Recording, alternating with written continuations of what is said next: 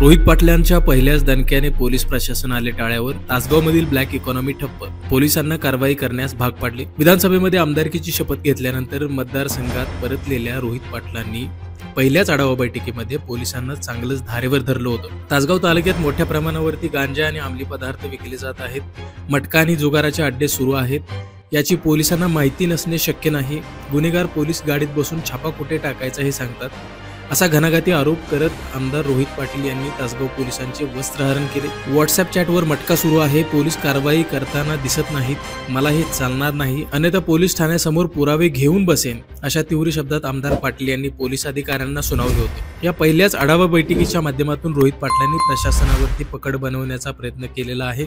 आबा पाटील यांची नेहमी प्रशासनावरती पकड राहिलेली होती। प्रशासनाला शब्दात पकडण्यात आबा पाटील माहिर होते। याच पावलावरती पाऊल टाकत रोहित पाटलांनी देखील प्रशासनाला सुरुवातीपासून धारेवर धरायला सुरुवात केलेली आहे आणि प्रशासनावरती पकड मजबूत करण्याचा प्रयत्न सुरू केलेला आहे।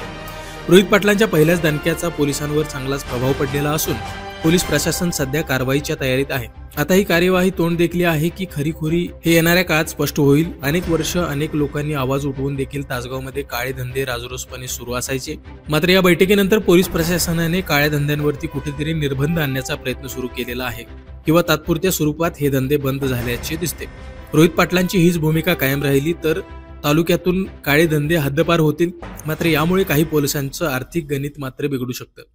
तासगाव तालुक्यामधून जवळपास 25 लाखांचा मटका रोज घेतला जातो।